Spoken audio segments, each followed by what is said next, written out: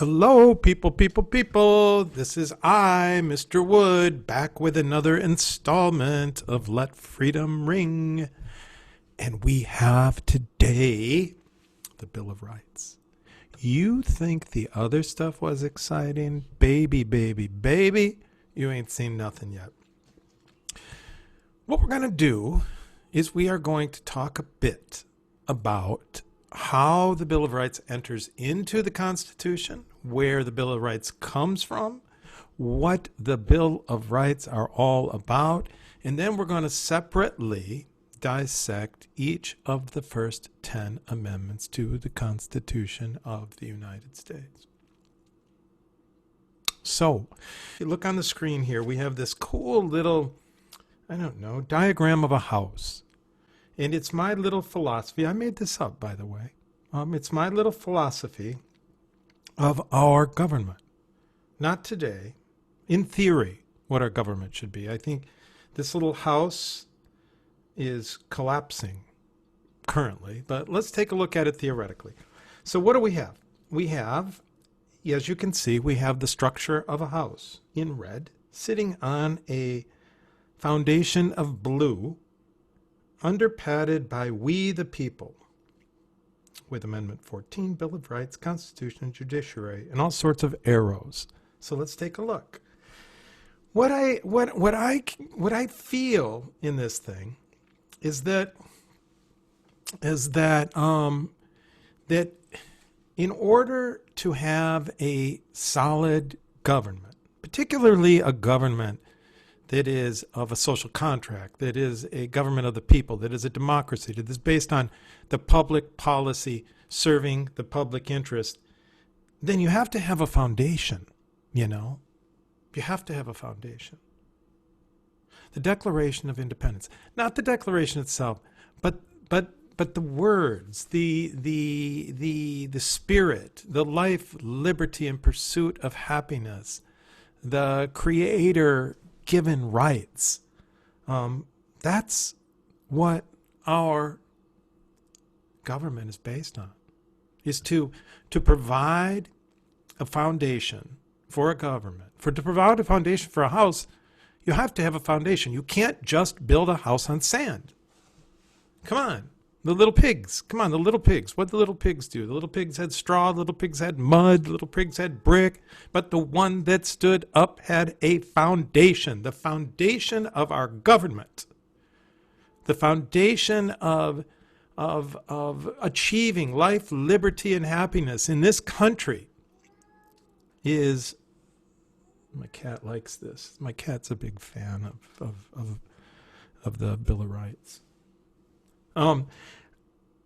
It's the Declaration, it's the principles in the Declaration of Independence, which come from, as you can see, the power of the people. Because the power of the people in a social contract brings this whole thing to life.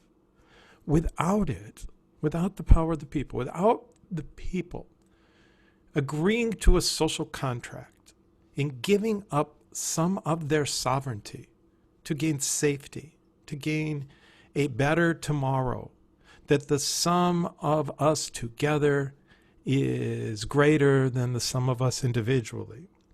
Without the people putting forth this idea, this sacrifice, so to speak, this choice, then you don't have a foundation at all. You don't have a building at all. You have a government that is at the whim of the autocracy of the people. They're the monarch of the people. And so at the core of this sits the power of the people. And the foundation of the house that sits on top of the Declaration is the Constitution of the United States. Because when you look at the Declaration, we've studied the Declaration. The Declaration of Independence is poetic. Come on, it feels good. The Declaration it soars to heights. It's inspiring. It is. It inspires something great. But you can't build a government on it. There's no rules. There's no rules at all. There's no rule at all. So it is the foundation the Declaration serves as the foundation to the house, the structure, the home of the government, which is the Constitution of the United States. It's the structure. It provides its organization. It is Articles 1, 2, 3, legislative, executive, judicial. It's rules for the government to work correctly and to fulfill the promise of the Declaration. So what do you have? You have the foundation acquiesced by the people in the Declaration that sits to provide a strength, a foundation for the Constitution, which guides us.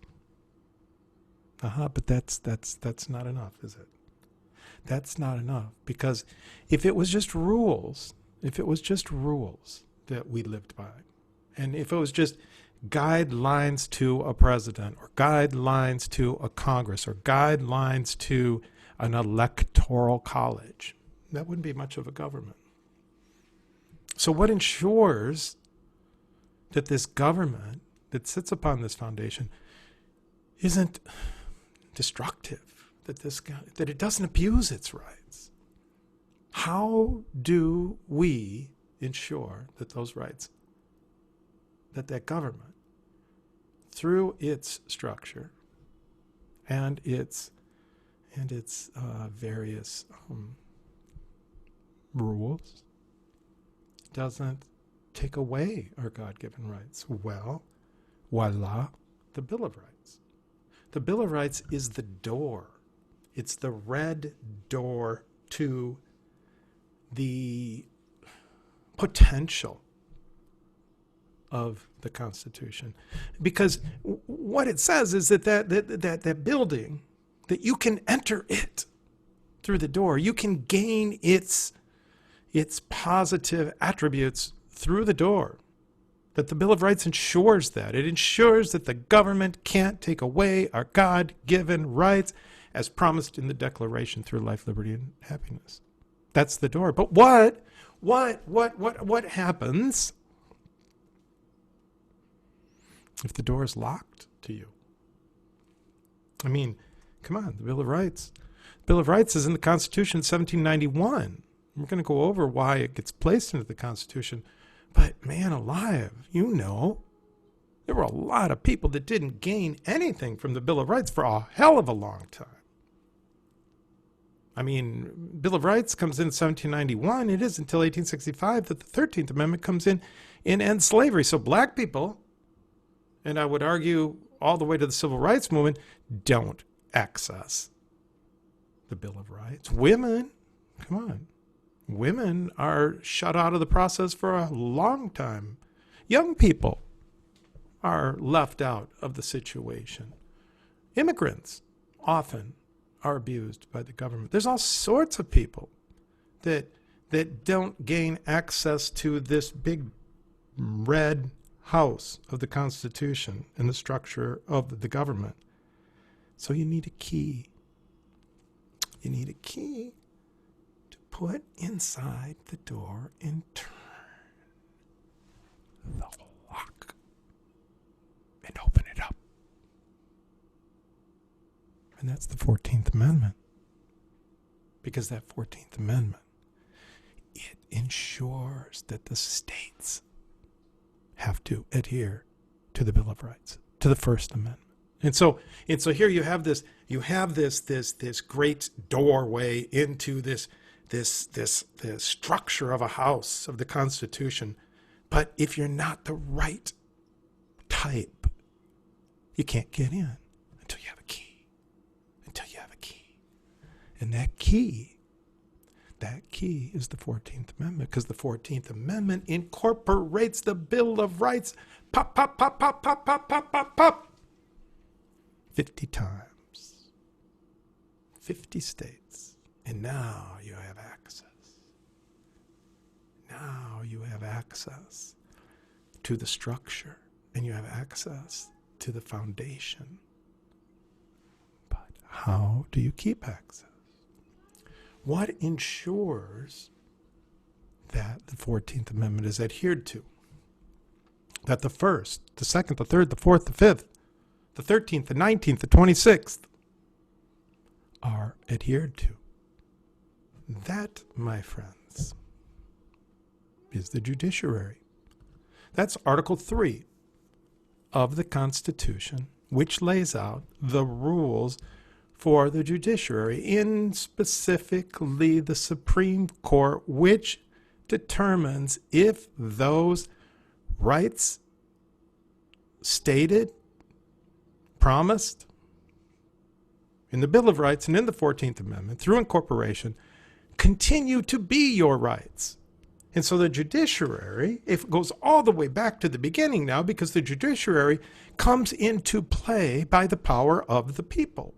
Because the people, under the Constitution, elect the legislatures who appoint the judiciary, who then interprets the document, the House, and you have a full swing protection, ideally, theoretically, that brings all of this stuff together. That's what this little diagram is trying to say to you. And at the end, it's the power of the people that's the most important. Because come on, think about it. Americans don't know their government. I've often thought, wouldn't it be cool to walk through the community with a copy of the Declaration of Independence, send kids out with a full copy of the Declaration, which isn't very long and it's beautiful. And you turn it into a petition and you knock on doors and say, hello, I have a petition here that I would like you to consider and sign. Nobody would know it's the Declaration of Independence, and half the people wouldn't sign it because they would think it's some communist manifesto. They don't know the Declaration. They don't know that the Constitution is a rule book. The 14th Amendment. Wow. Maybe more than used to, but still so many people don't understand it.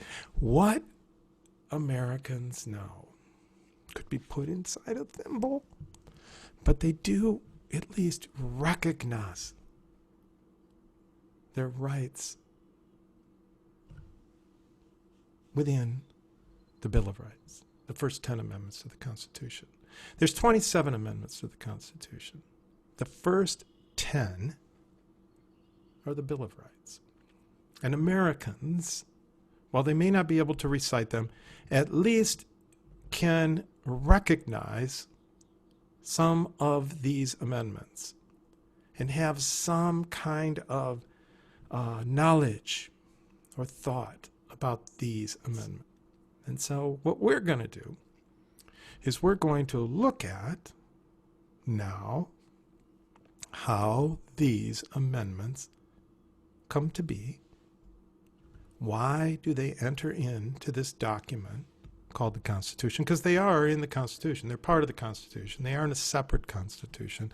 I would say that they're one of our three founding documents. Our three founding documents are the Declaration, the Constitution, and the Bill of Rights. But the Bill of Rights are a subset of the Constitution.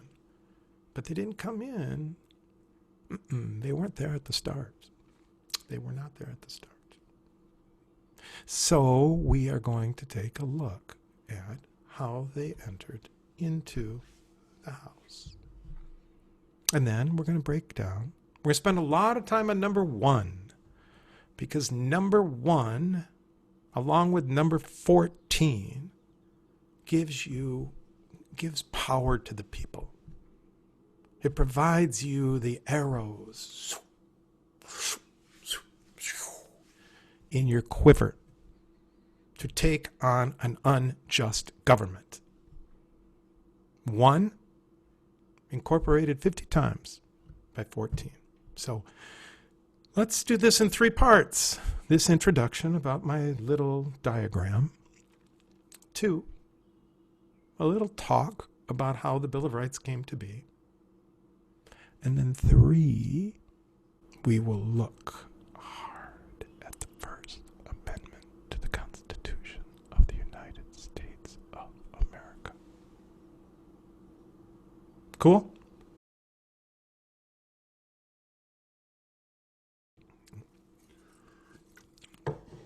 Okay.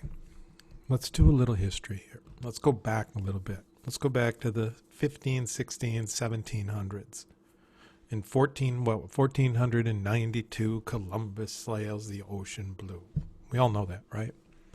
Because the kings of Spain and France and England and Portugal and Italy and Russia and Germany and all of the kings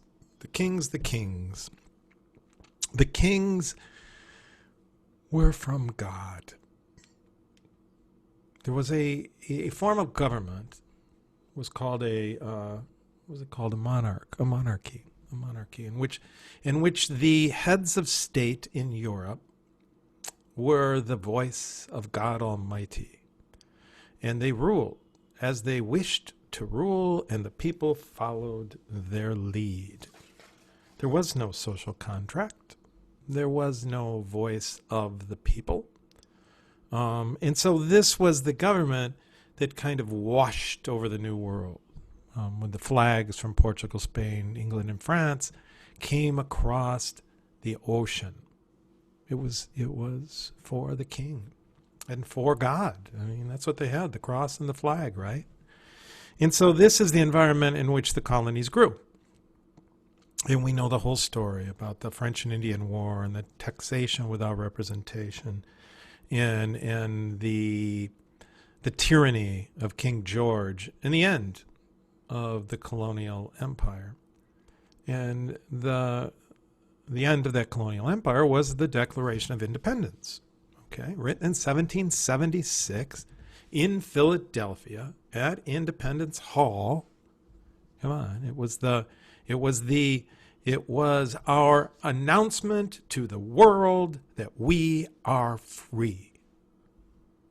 It is the voice of John Locke channeled through the pen of Thomas Jefferson. Life, liberty, and property, or happiness, whichever the case may be. That all men are created equal. They are endowed by their Creator with certain rights that are life, liberty, and the pursuit of happiness. Come on, that to secure these rights, governments are instituted among men. That's it. Governments are instituted among men to protect life, liberty, and happiness. That's the Declaration of Independence, 1776. It announces the birth of a new nation, of the United States of America. But you still got to win the war. And that took some doing. I mean, it was 76 that the Declaration is issued. And it isn't until 83 that the Treaty of Paris, which is the treaty between the British and the colonies, or now the states, is complete. So 1783, your country is rocking. And then by 1787, 4 years later, it's in full free fall. It's collapsing. It is collapsing, people.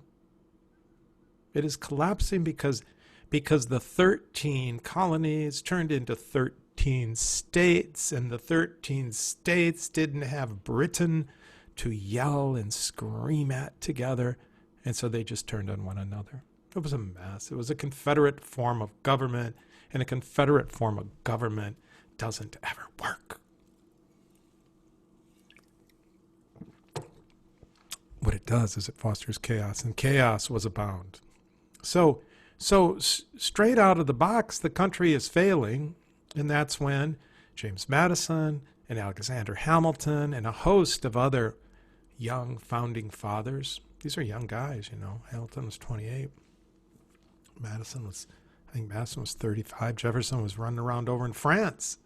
Jefferson was the ambassador to France. He was in Paris at the time, working on the French Revolution, and so they get together back in Philadelphia in 1787, and they write the Constitution. And what do? They put in a strong central government. Boom. Why? Because you got to have a strong central government.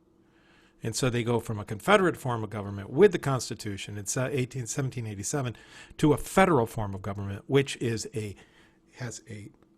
at the center a overarching government, and then provincial governments on the outside. At the time, it was 13.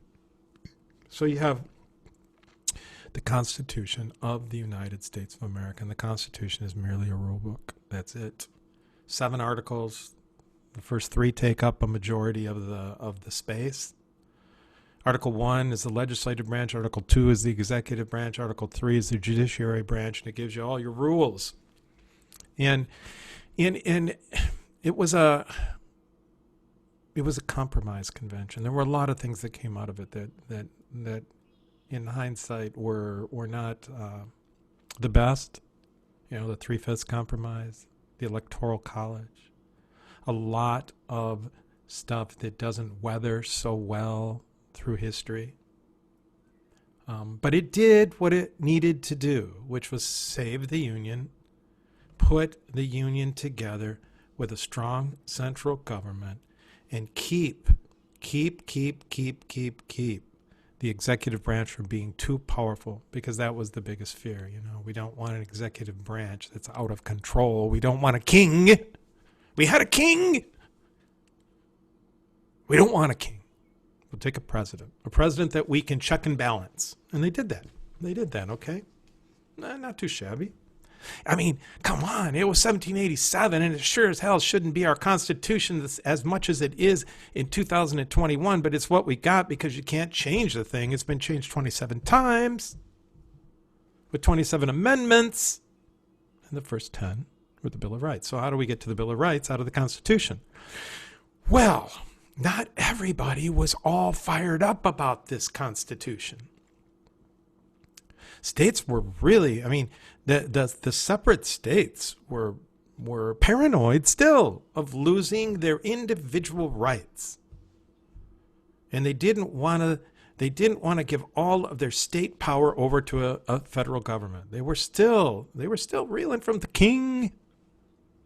And so it was a tough sell. You know, it was a tough sell. It was a hard fought compromise, and a lot of people left unhappy. And then they had to go and ratify it. Well, the ratification took place in 2 years. The Constitution wasn't law of the land until 1789. It was written in the summer of 1787, but it took till 1789 to become ratified. They had to go state to state to state to state conventions. And they had to argue and discuss and write and did the Federalist Papers and fought. It was brutal. It really was. There was a lot of people. The anti-Federalists did not want a strong central government. They didn't want the Constitution. You know, it was too much. We'll stick to the disorganized mess that we have. And the Federalists under Madison, who was the father of the Constitution, and Hamilton, who was, I guess, second in command of the Constitution. And then John Jay wrote a couple of the Federalist Papers. These guys worked really hard to push it into ratification. And they went state to state. It took 2 years. There was all sorts of disagreements, all sorts of questions. And the biggest question, the biggest fear that the anti-federalists had is that you're going to create a central government that's going to suck all our individual rights from us.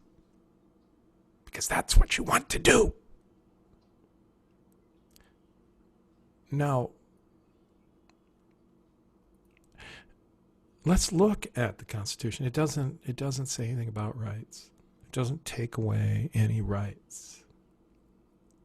It's a rule book for the government. So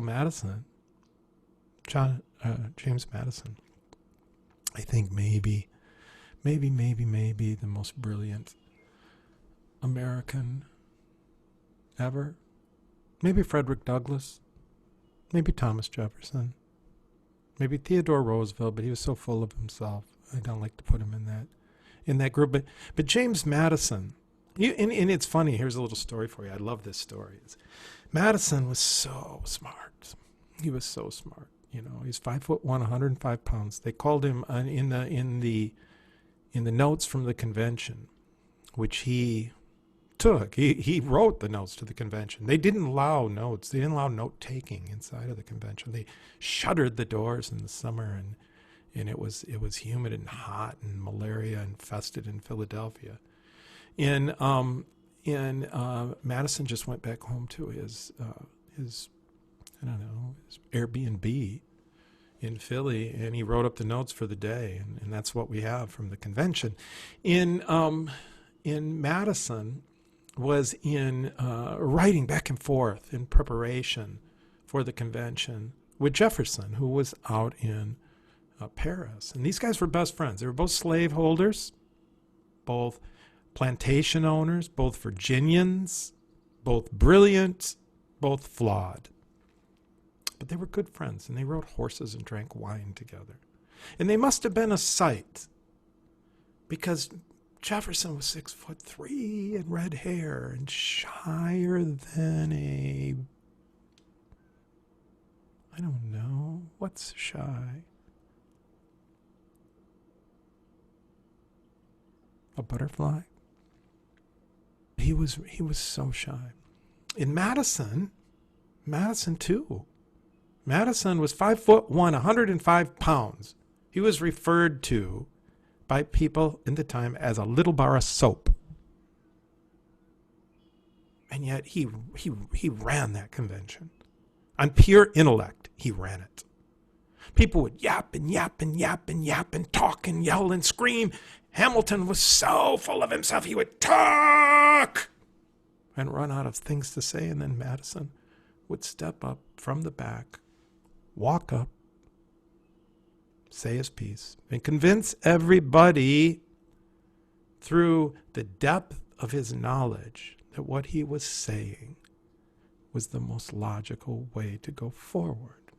It must have been something to see that stuff. Wow. It must have been something to see that stuff. Anyhow, in preparation for the Constitutional Convention, Madison wrote back and forth to Jefferson about democracy. In Jefferson, who was in Paris, purchased all these books. He purchased all these books on democracy in 5 languages: French, English, German, Latin, Italian, I think, maybe Greek. I don't know. 5 languages. Put them on a big boat and sent them across the Atlantic to Madison, to James Madison. They put them on horse-drawn wagons, and they ushered those books up to Madison's beautiful plantation. And Madison sat in his study and read about democracy for 21 months in 5 languages. When he got to Philadelphia in the summer of 1787, he knew democracy inside and outside, upside, downside, from inside out, from the top, from the bottom, everywhere. And that's why the Constitution is pretty clean and pretty well put together for a document that's that old, and it stood up to time fairly well. And so then after 1787, when this thing is written and you're going out into the field to push it and to get it ratified, you have Hamilton's out there and Madison's out there and Washington. Without Washington, I mean, what's the first thing they ask? Even though he didn't say boo in the whole convention, what's the first thing that they ask when they get out of the convention? The first thing they ask is, what does General Washington think about it? And General Washington was for it. And even with that, it was a push, 2-year push to get that thing ratified. They finally ratified it in 1791. 1791 it gets ratified. But only, I'm sorry, I was so incorrect. 1789 it gets ratified. So 87 it's written, 89 it's ratified. But here's the caveat. In order to get the Anti-Federalists to finally agree to ratify this document as the law of the land, Madison promised he promised the Anti-Federalists a bill, a declaration of rights that the government would never and could never take away from the people. And he said that we will incorporate these rights into this Constitution. We will place these rights in this Constitution, and it will be a part of this Constitution. And that was what put it over the hump. The Federalists were always for the Constitution, and now the Anti-Federalists say, okay, you made a promise. Fulfill your promise. And he did. He did. He was the Speaker of the House. Madison was the Speaker of the House. Madison was the government.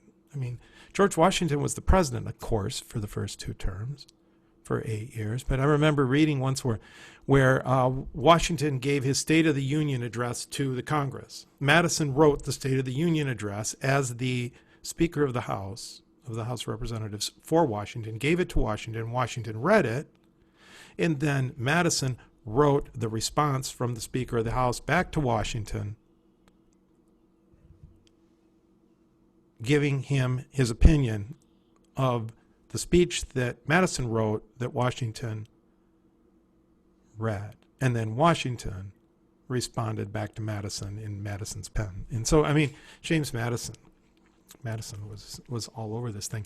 And he then fulfills the promise. That's pretty cool, isn't it? I mean, you got this thing up here, and then you push through. In 1791, by 1791, you pushed through the Bill of Rights. It was originally 19 separate amendments in the House of Representatives. That got whittled down to 14 in the Senate, and eventually 10. 10 amendments were ratified, both by the Senate and the House, and then the separate states. And so the first 10 amendments together is a promise fulfilled by the Federalists to the Anti-Federalists for ratifying the Constitution. And so by 1791, we have a Constitution, a structured form of government with 10 insurance policies listed. Amendment 1, 2, 3, 4, 5, and so on, down to 10. Insurance policies that the government of the United States, the Congress of the United States, will never take away these specific basic human rights. And we go forward, and then history takes over.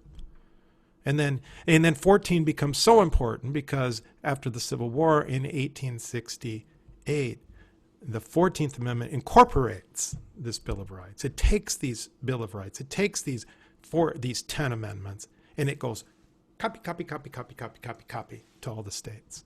And now you have the key that opens the door to the House, sitting upon the foundation of the rights and the will of the people. And that is a brief introduction to the Bill of Rights. We will now take apart the First Amendment, because it is the First Amendment, incorporated by the 14th Amendment, that, it gives us our people power. It gives you your people power, It gives you the right to be who you are, so the government can't take those rights from you.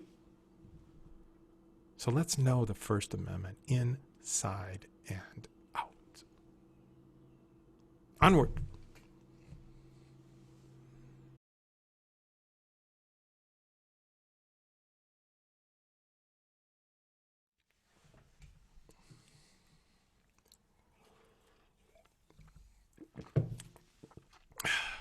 Okay. Amendment 1 to the United States Constitution.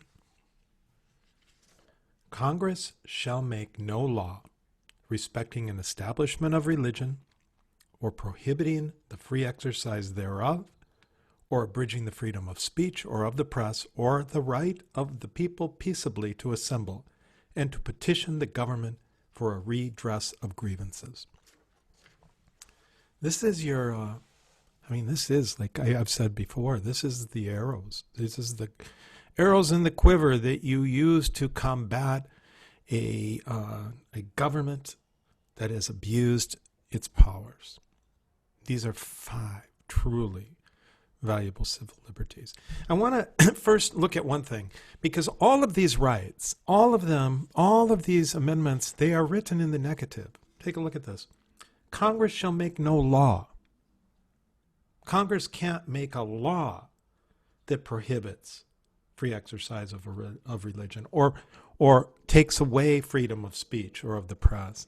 It's the same with the right to bear arms. It's the same with search and seizure. It's always in the negative. Well, why is it in the negative? It's in the negative because if Congress could make a law, if Congress gave you your right to free speech, to religion, then Congress could take it away. The government could take it away. That's important to know. The semantics, the words matter. Congress can make no law. So where do you get the freedom of speech? Where do you get the freedom to worship as you please? Where do these things come from? Your Creator. According to the Declaration of Independence, all men are created equal. They are endowed by their Creator with certain unalienable rights, that among these are life, liberty, and the pursuit of happiness. In all of these civil liberties and civil rights, in the first 10 amendments, the Bill of Rights, come under the umbrella of life, liberty, and the pursuit of happiness. So your Creator endows you with your rights at birth. You pop out of mama and you've got your rights. These are your rights. The government didn't say you have this right or you have this right. Your Creator gave you those rights. So Congress can't make a law that denies those rights. That's important to know. It's vital. It's vital.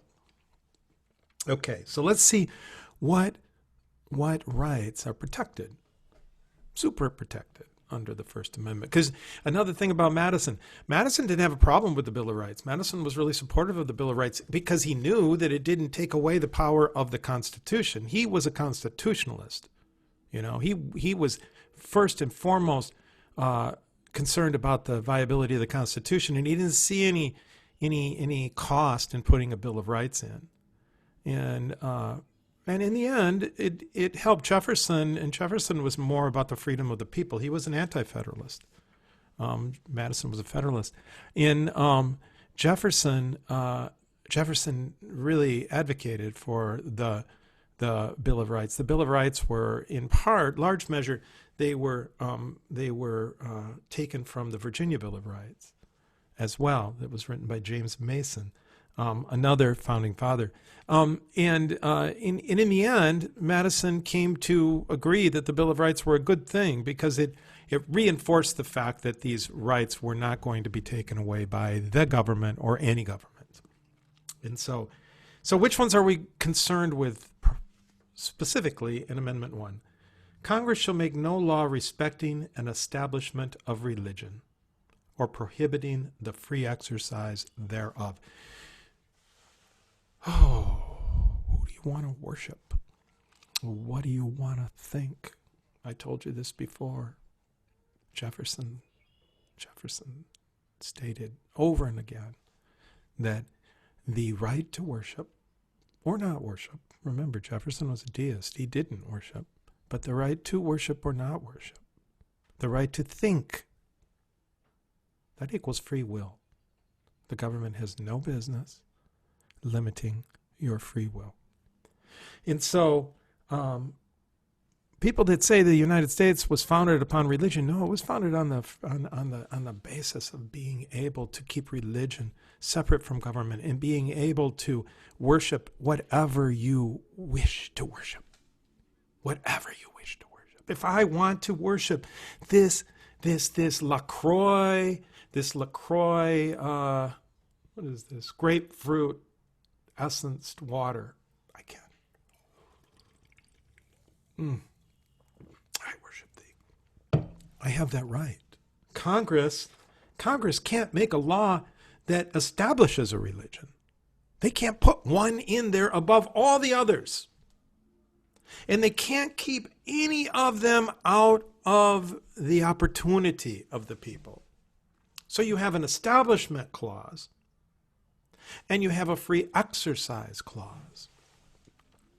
There's a difference. So freedom of religion isn't enough. You need to know the specifics between the two.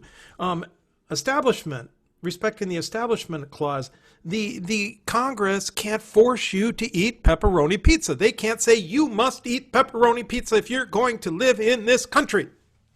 They can't do that. They can't establish one kind of pizza. And by the same token, they can't keep you away from green pepper pizza. They can't keep you away from onion pizza. They can't keep you away from pineapple and bacon pizza.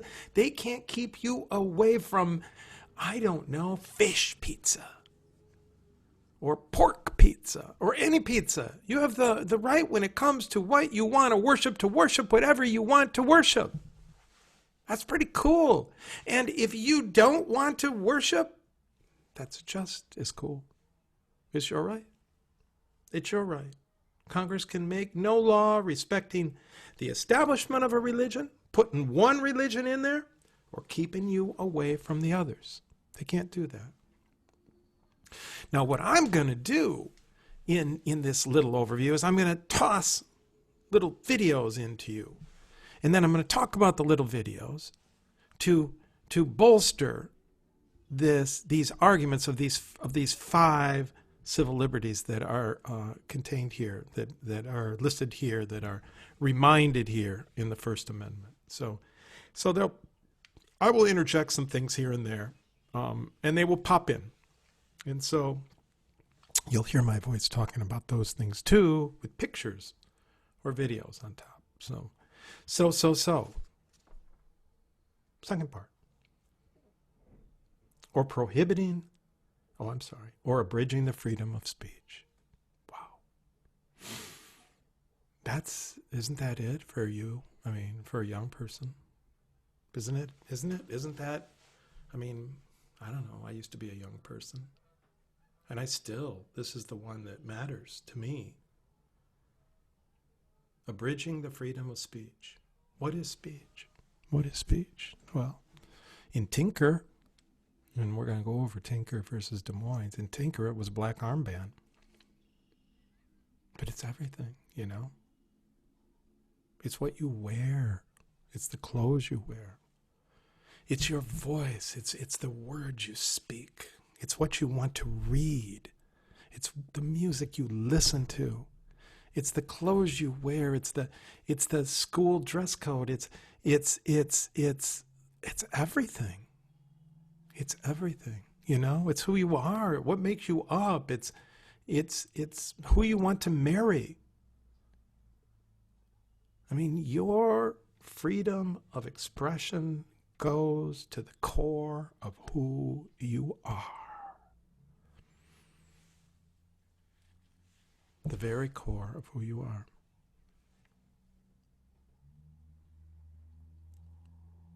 Government can't abridge that. I mean, they'll try. That will happen. But are you going to fight for it? I mean, are you going to come up and take that situation on? Or are you going to let the government do it? I mean, Paula Shea, come on. I've told you about Paula Shea before. Paula Shea graduated in 2014. She was just this little freshman. I remember when she went to the school board and fought for her band director, Mrs. Eldred. And Paula Shea became a smart senior. She graduated last year, I think, 2 years ago, maybe. 2 years ago from 3 years ago. Oh, God, I'm getting old. 3 years ago from Western with an accounting degree. But when she was a senior at Oak Ridge, she was going to graduate. Second in her class, salutatorian. I can't remember who was the first. She must have been smart. And we had this secretary, Mrs. Herline, who, oh God, had to tell everybody what to wear all the time.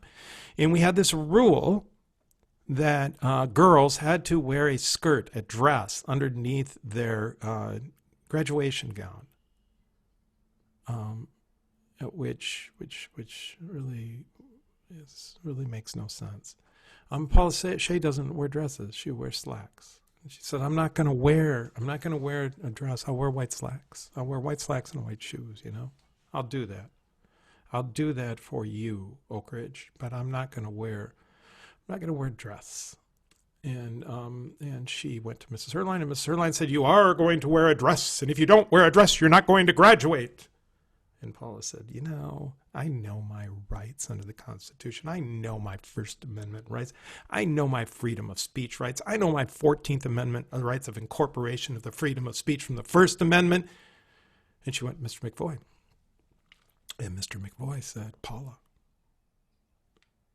you got to wear that. That's what we do at Oak Ridge. It's tradition. You can't ever, buck tradition." And Paula said, "I'm not going to do it." And then Mr. McVoy said, "Well, then you can't walk." And Paula said, "Yes, I can." And she started to do her homework.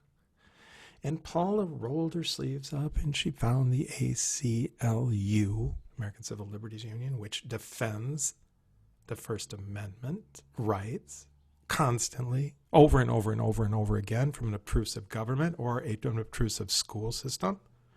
And Paula said, "You know what?" She went back to Mr. McVoy and she says, "Mr. McVoy, I've done my homework here. I know the 14th Amendment. I know the First Amendment.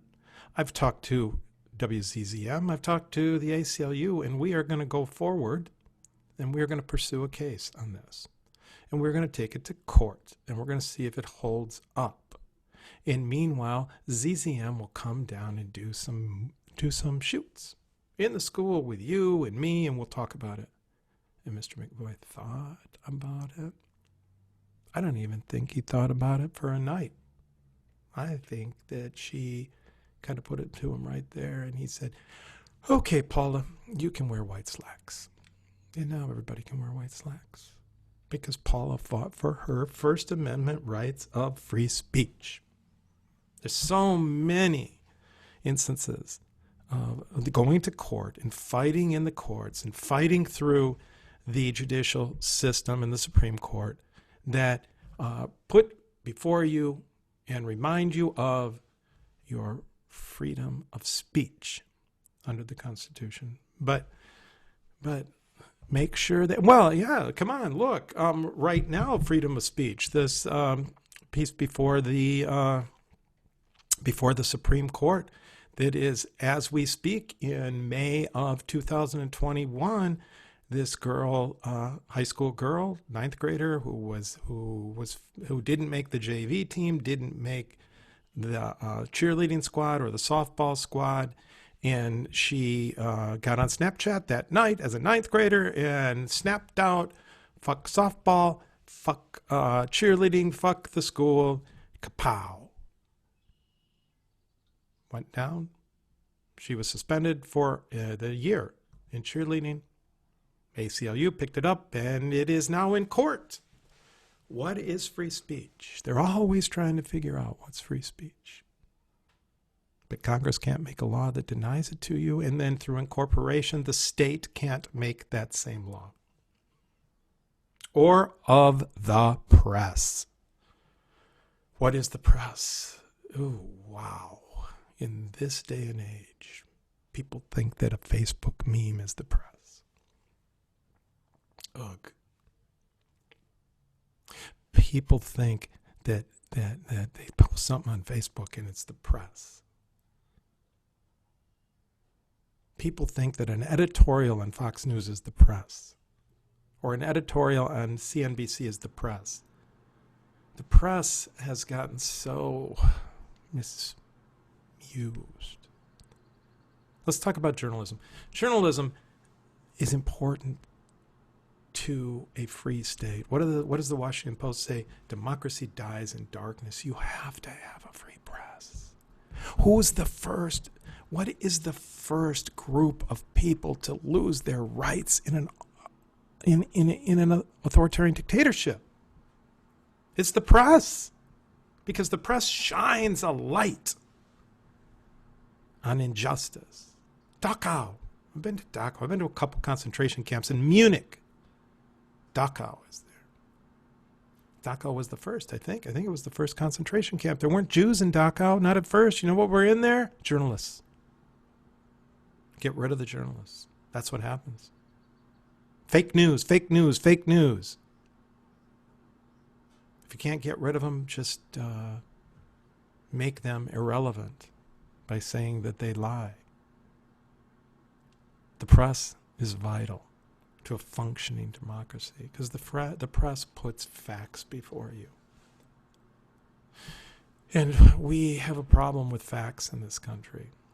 And we have a problem with deciphering what is fact and what is fiction. And it is really hurting our democracy. But Congress can't make a law that abridges freedom of the press. Come on, the civil rights movement doesn't happen without the press. It doesn't happen. King is down there. Rivers of blood may have to flow for us to gain our freedom, but it must be our blood. What if you're bleeding all over the place, non-violently, and there's no cameras running? Huh? What about that? The press matters. First Amendment protects press rights. Or the right of the people peaceably to assemble.